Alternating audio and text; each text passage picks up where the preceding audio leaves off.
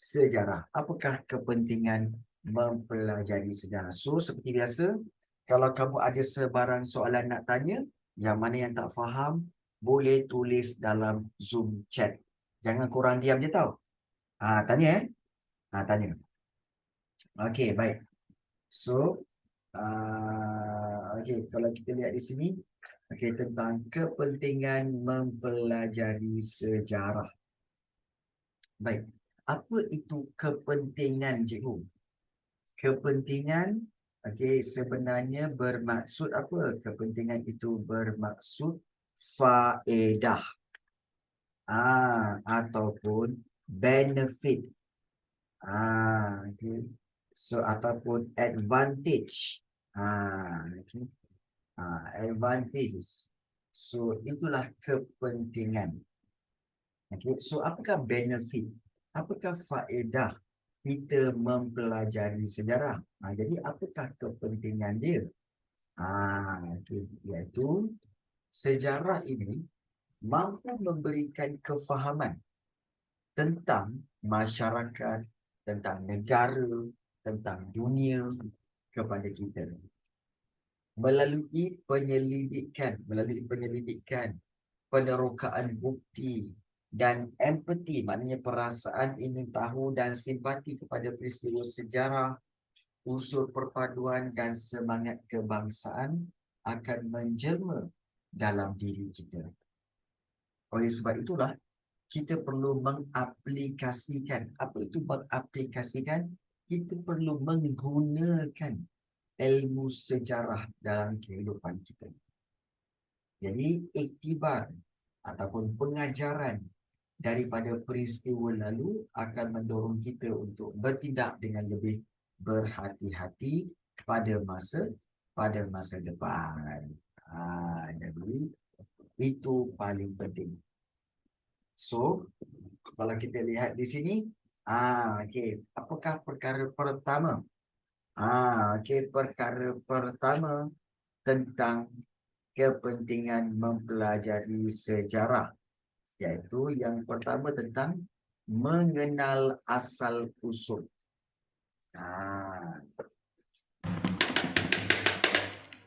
Apa tu? Apa tu? Baik. Pertama, mengenal sejarah. Dengan mempelajari sejarah, kita akan dapat mengenal asal-usul keluarga dan negara kita. Di samping itu, kita dapat memahami adat istiadat, tradisi dan budaya bangsa kita. Baik, sebab kita perlu mempelajari sejarah, kita akan dapat kenal asal-usul negara keluarga kita. Betul ke orang Arab hafal keturunan dia dari dulu sampai sekarang? Okey, ya betul. Okey, betul. Iaitu orang Arab memang hafal keturunan dia. Okey, so iaitu daripada awal, kita kata daripada nama, daripada nama dia kepada nama bapa dia, kemudian nama atuk dia, kemudian dan seterusnya lah. Jadi memang diorang hafal. Memang diorang hafal dan diorang ingat. Jadi seperti itu juga macam kamu semua kan. Okey. Jadi bila kamu tahu bagaimana untuk naik basikal, kamu masih ingat lagi tak dulu masa mula-mula kamu belajar naik basikal, kamu kayu kemudian jatuh. Luka kat lutut, luka kat siku, kemudian luka kat tangan masa mula-mula kamu cycling, kamu jatuh. Okey. Tetapi selepas itu kamu cycling lagi dan kamu belajar, aku tak boleh buat macam ni nanti jatuh. Aku tak boleh kayuh macam ni nanti jatuh. So, kamu telah mendapat pengajaran. Itu yang dipanggil pengajaran. Ataupun iktibar. Sebab bila kamu dah belajar, pengajarannya, aku tak boleh kayuh macam ni lagi. Bermakna kamu tidak mengulangi kesilapan yang sama. Tidak mengulangi kesilapan yang sama. Terjatuh dalam longkang, ditolak oleh air ke Saudi Arabia, nanti jalan balik. Apa dah. Nanti jalan balik. Baik, jalan balik okey, baik, betul. Jadi itu sebab yang kedua, iaitu kita perlu mengambil iktibar. Mengambil iktibar. Yang ketiga, kalau kita tengok di sini ini gambar-gambar mengetahui sejarah membolehkan kita mengenal asal usul kita. Kemudian, kalau kita tengok mengambil iktibar, peristiwa darurat di negara kita pada tahun 1948 hingga tahun 1960 telah menyebabkan wujud keadaan kucar-kacir dan kemusnahan harta benda di negara kita. Itu peristiwa darurat di negara kita lah. Itu yang mengambil iktibar tu. Baik, yang ketiga, memupuk patriotisme. Memupuk patriotisme iaitu memupuk semangat cinta akan negara. Patriotisme itu ialah rasa cinta akan negara. So, sejarah mengajar kita menghargai warisan negara untuk dihayati oleh generasi akan datang, dan hal ini dapat menyemai rasa cinta akan negara dan menaikkan semangat patriotik. Menaikkan semangat patriotik. Okey. Contoh macam kalau kamu lihat, kamu pergi sekolah, kemudian kamu ada perhimpunan. Okey, kamu dikehendaki untuk perlu nyanyi lagu negaraku.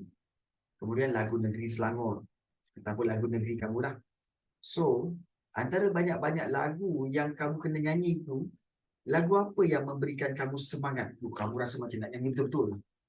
Lagu apa? Lagu apa yang menyebabkan kamu nak nyanyi betul-betul?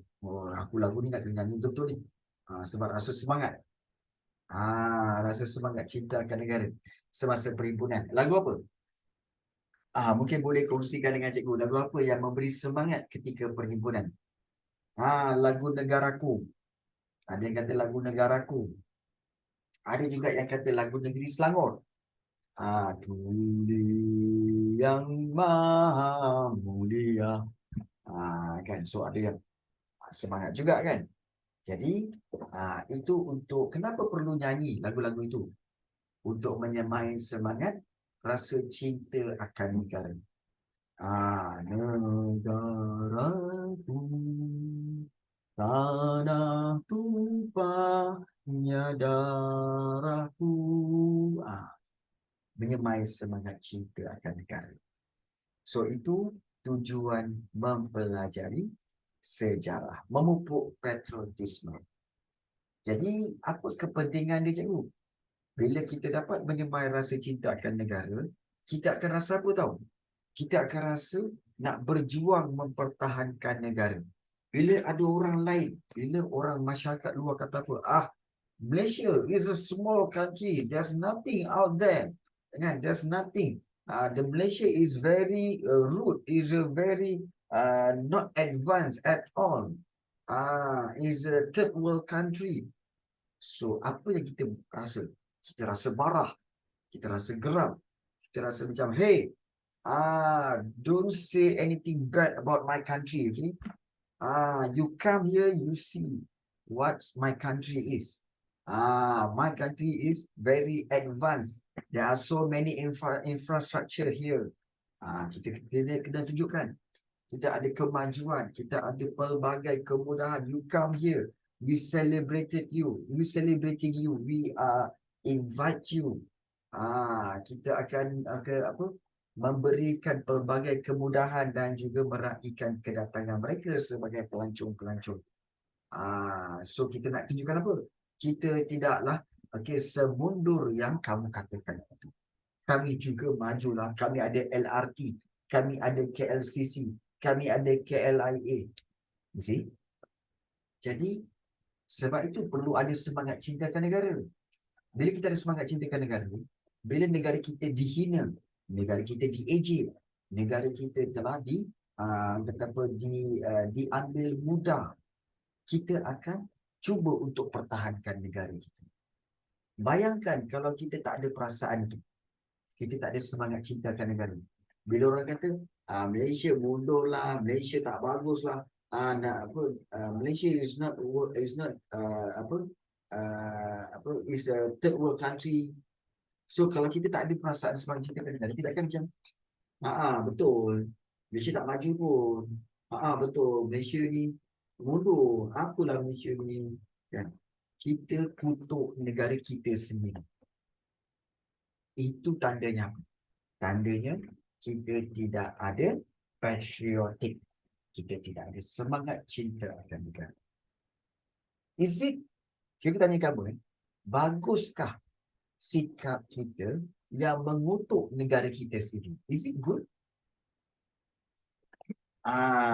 Is it good? Bagus ke sifat itu? Di mana kamu marah dengan negara kamu, kamu kutuk negara kamu sendiri. Is it good? Mungkin ada ni yang boleh jawab. Harun, Diana, Fatila, Rifki, Brandon atau Syaridi. Is it good? Okay, untuk kamu kutuk negara kamu sendiri. Bagus ke? Sudah tentu. Ini tak bagus, ya. Jadi kamu kena pertahankan. Pertahankan.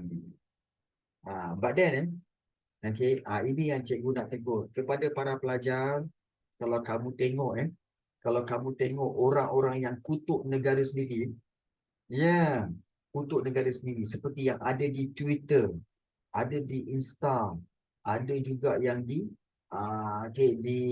Facebook, dan banyak lagi di TikTok. Orang-orang tu kutuk Malaysia. Dia kutuk macam mana? Orang-orang kita sendiri, dia kata apa? Okey, apalah Malaysia ni. Okey, sepatutnya LRT macam ni jadi bajet macam ni, tak baguslah. Kemudian apalah, baru-baru ni sebelum ni ada orang pelajar marah dengan kertas sejarah SPM. Apalah kertas sejarah ni, bodoh lah apa semua. No.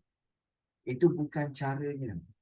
Kalau kamu tak puas hati, kalau kamu rasa memang itu salah, it's not the way you boleh kutuk negara you boleh marah-marah macam tu. You kena pergi ke tempat dia. You kena pergi kepada lembaga peperiksaan. Atau you pergi jumpa cikgu. Cikgu, kenapa soalan macam ni? Itu cara dia. Bukannya you publicly bagi tahu secara public. You marah. You kutuk-kutuk. Sebenarnya you telah menunjukkan diri you sebagai seorang yang tidak ada semangat cinta akan negara. Sad. Very sad. Okay. Jadi ingatlah, okay, nak marah boleh tapi biarlah bertempat. Jangan suka-suka hati je. Baik. So itu tujuan memupuk patriotisme. Baik. Kemudian yang keempat kita nak tengok, iaitu dengan mempelajari sejarah. Apakah kepentingan mempelajari sejarah? Iaitu kita dapat mengukuhkan perpaduan, menguatkan perpaduan, kita punya unity. Pengetahuan sejarah amat penting kepada generasi kini dalam meneruskan kesinambungan hubungan harmoni, meneruskan hubungan yang baik antara kaum di negara kita. So dengan cara mengukuhkan perpaduan. Sejarah juga mampu menjadi sumber kesedaran kepada masyarakat dalam menjaga dan meneruskan adat resam dan juga tradisi kita. Sebab itu perlu mempelajari sejarah. Sebagai contohlah, kita kena pelajari sejarah sebab apa tahu? Kita kena tahu most of negara, contoh seperti Jepun, kebanyakan penduduk Jepun adalah memang orang-orang Jepun. Amat sedikit bilangan orang yang bukan Jepun. Kamu pergi Korea, Korea Selatan, okay, tempat BTS, Blackpink, bagai semua tu kan. Most of them adalah rakyat Korea sahaja. Okay, mereka kurang rakyat yang berketurunan Cina, rakyat yang berketurunan India, memang sangat-sangat sedikit. Tetapi bila kita tengok Malaysia, Malaysia lain. Malaysia ni multiracial country.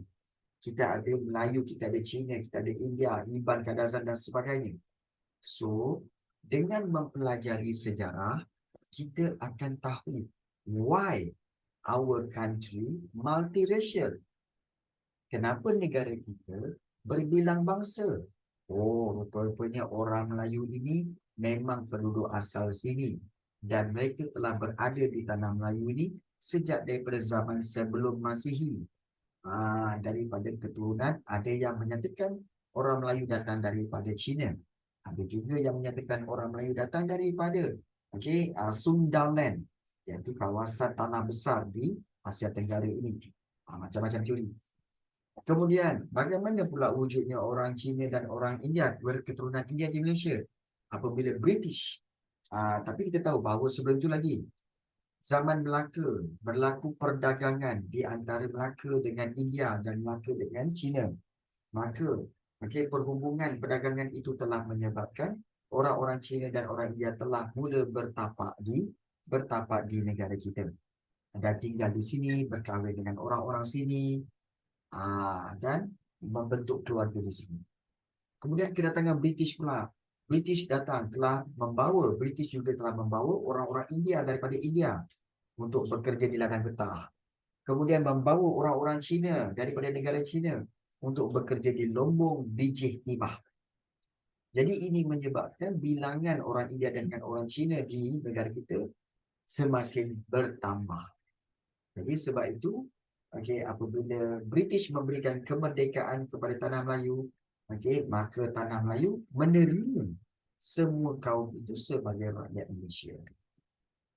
Jadi inilah pentingnya untuk mempelajari sejarah, iaitu kita dapat mengetahui asal-usul, dan bila kita saling memahami, kita dapat mengukuhkan perpaduan.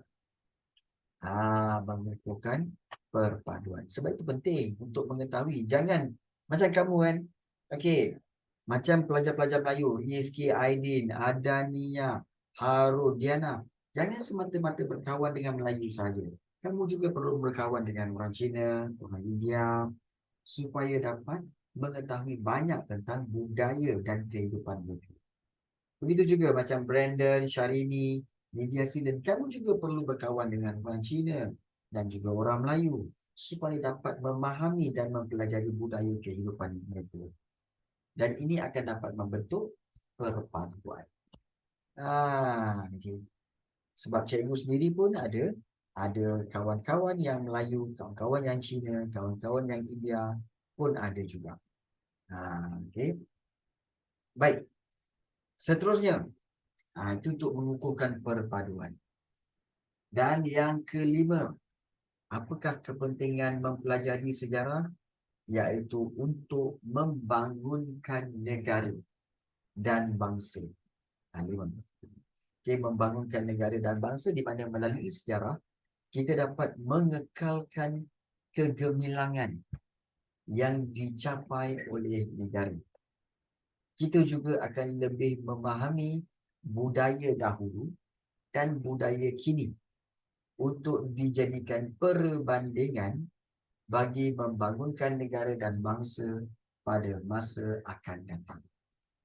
So, melalui sejarah kita dapat membangunkan negara dan juga bangsa. So, dengan sejarah, kalau kamu perhatikan dengan mempelajari sejarah inilah kita dapat mengekalkan kegemilangan dan pencapaian negara kita. Di mana, dengan sejarah, kita tahu bahawa negara kita telah dijajah oleh Portugis, kemudian oleh Belanda, dijajah pula oleh British, dan dijajah oleh Jepun, kemudian dijajah oleh British balik. Berapa lama tu cikgu? 446 tahun. 446 years. Lama. Memang lama. Jadi, sekarang ini kita telah merdeka. Nak tak balik kita duduk pada zaman penjajahan? No.